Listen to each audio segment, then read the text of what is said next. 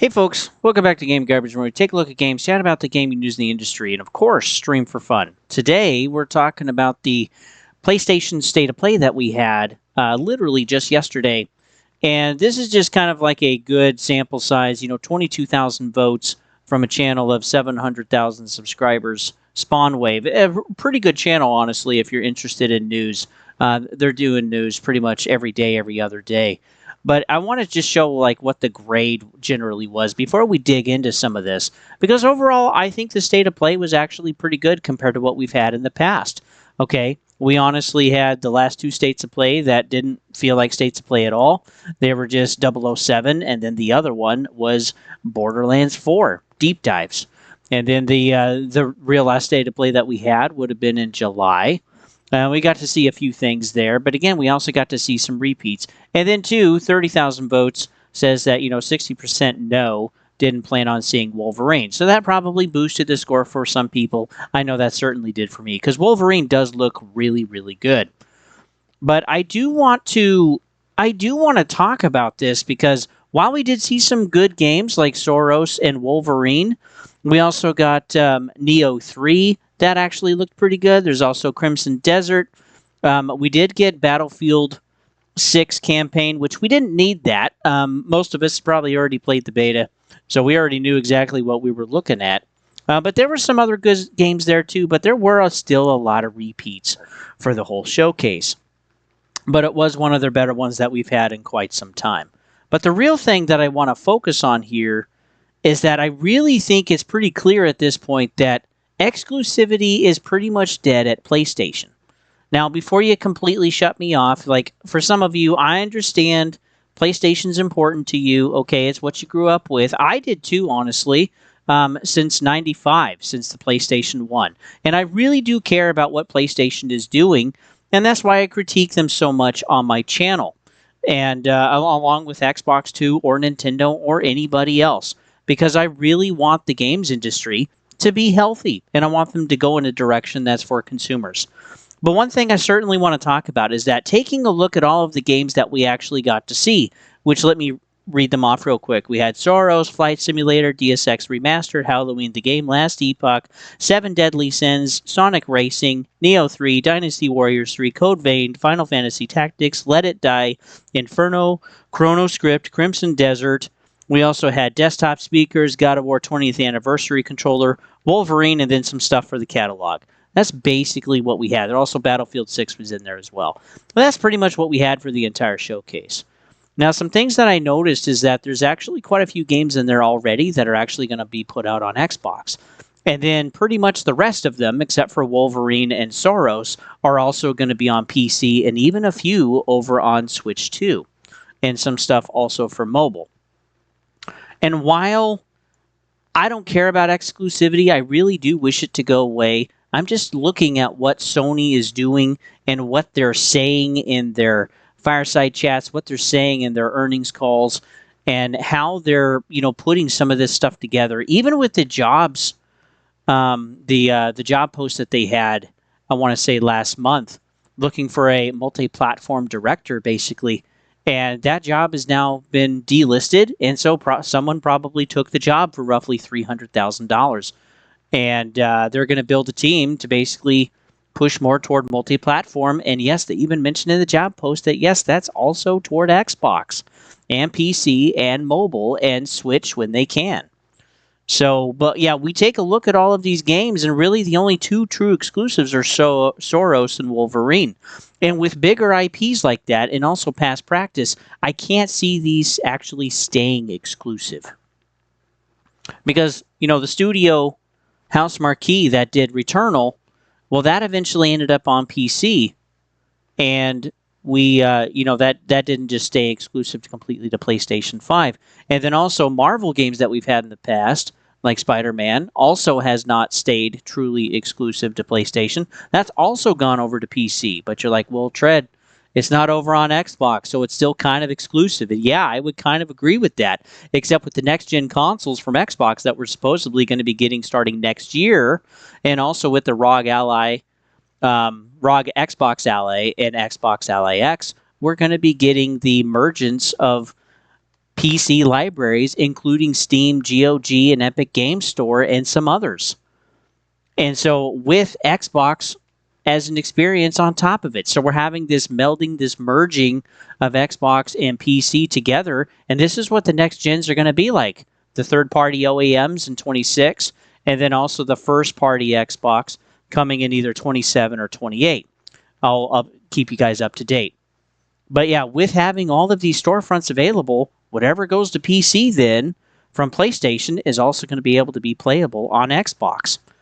And this would include Wolverine then, and also Saros, and Returnal, and Ghost of Tsushima, and Ghost of Yotei, and Spider-Man 2, and all of these other games that are, quote, technically exclusive. And I think Sony is trying to be careful in threading the line here, because they don't necessarily want to upset anybody. But they also don't want to just come out and say it directly, because they know that exclusivity has been the big thing for their platform for basically 30 years now. And to go back on that, some people, of course, aren't going to be overly happy with that. Now, some people aren't happy already that Helldivers has gone over to Xbox, but I think most people don't really care too much. People care about the accessibility, and I've made some previous videos on that, talking about that's what the younger generations are going for. And so these companies, they're having to change and shift stuff based off of consumer behavior of the younger generations, not of the millennials or Gen X. They're looking at what the younger generations are doing, because they're basically going to dictate what the behavior is going to be of these companies and how they're going to do stuff. And that's ultimately is what is pushing exclusivity out the door. Xbox has already done it, and Nintendo is still holding on to that, of course, but we've slowly seen the shift from PlayStation, and I think we will, of course, continue to see that. And so to see Wolverine and to see Saros as timed exclusives, I think is the best case scenario to keep exclusivity alive over on PlayStation. And I'm sure they'll still have a few games, but we really have some still fairly big budgets. I imagine Saros is kind of highs hundreds of millions, highs tens of millions, and maybe even 100 million or a couple hundred million, depending on what their budget is. And then there's also marketing too. And I'm sure also Marvel Wolverine is also a fairly expensive game. I would expect this to be probably 150 million with what we got to see with graphics and the layout and the cutscenes. Like, everything actually looks really good. And it also looks really exciting too. But again, with these bigger budgets, just keeping it to one platform specifically isn't going to cut it. Even if you have a game that's, 70 million or $80 million, you still have to sell a good amount of copies to cover the costs, cover the IP stuff and trademarks, and also cover the marketing. And that costs money. So you need to sell, 2-3 million copies to be able to just break even, and then you still need to make some money on top of that. And with what we've seen over at PlayStation for a lot of games, is that's kind of where some of the big ones sell in actual numbers in the 2020s so far. So I can't see them staying permanently exclusive. Basically, we can probably wait 12 or 15 months, and then it's going to come over to PC, and then those that have next-gen Xboxes are going to be able to play it. And of course, any games that can run on the Switch too, they're going to be on there. And then, of course, PC is going to be able to get stuff too.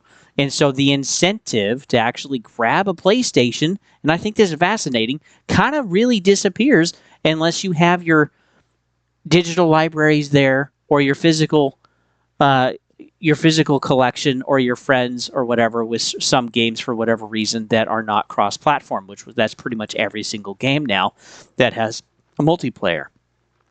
And then taking a look, too, at the tentpole titles, like what Herman Holst and Yoshida was talking about, was, we're basically going to have like one big game a year. So for 2025, we know that's going to be Ghost of Yotei.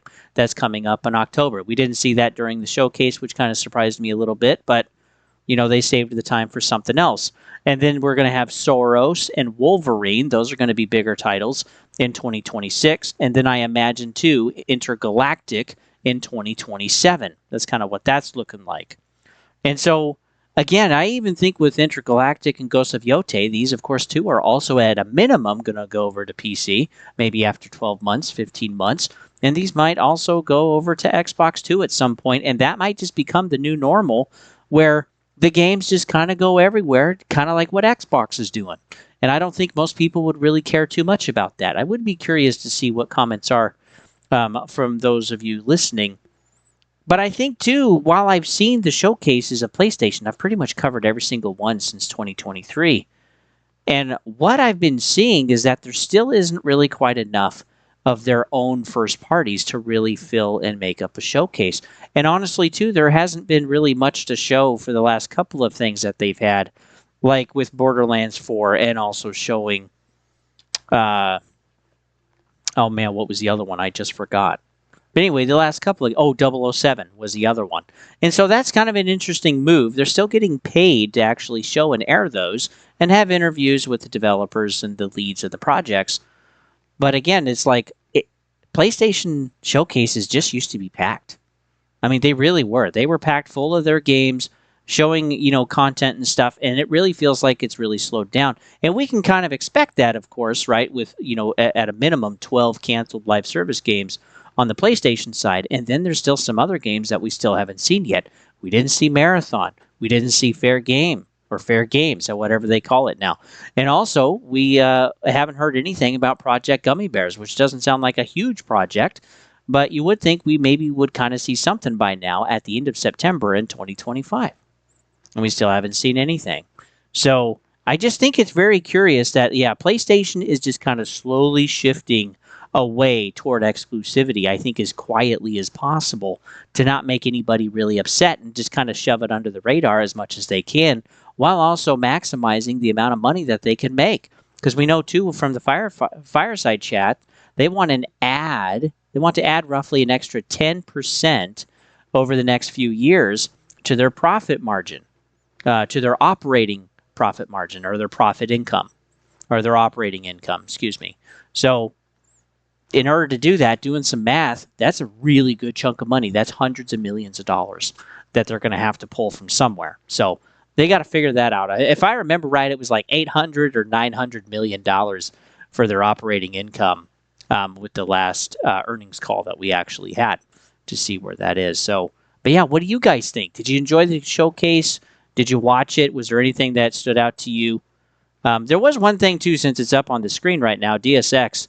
This is actually being developed by Aspyr, and the last few projects that Aspyr has done have been pretty bad.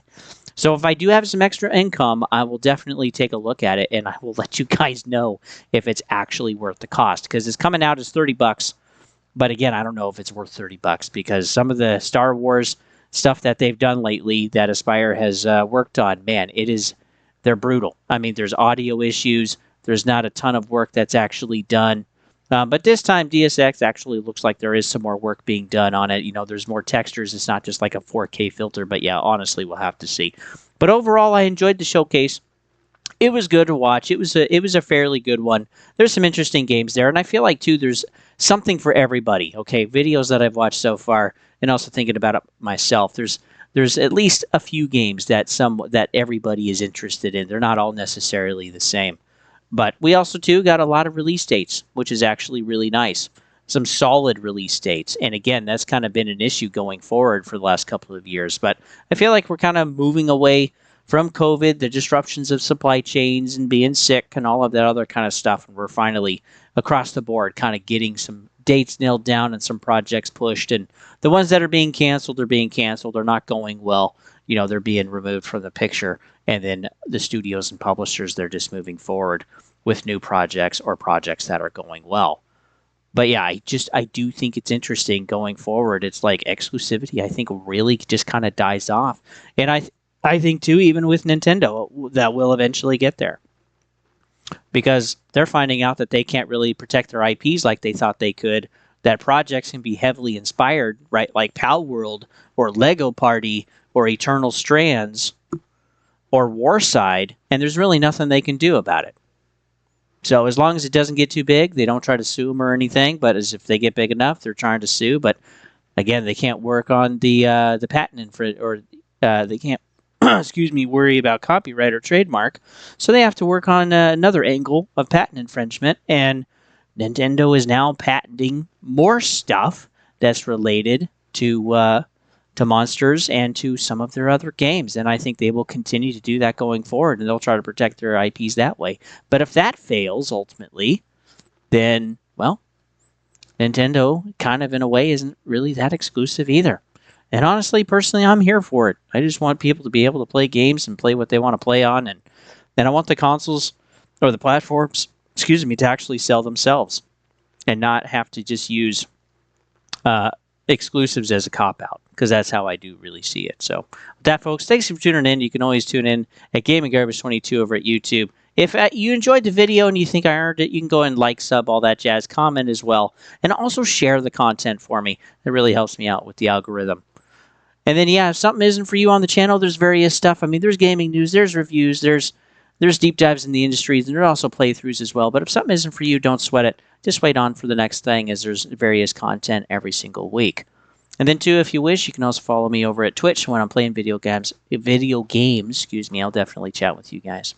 So with that, folks, hopefully you guys are doing well. We have the Tokyo Game Show, and I'm going to be taking a look at that tonight. And I will be reporting on that probably tomorrow or the next day after. So we'll see what Xbox has to show. And I don't know. I still think there's a lot of things we're not necessarily going to see. But yeah, we'll see. And with that, folks, we'll see you guys on the next one.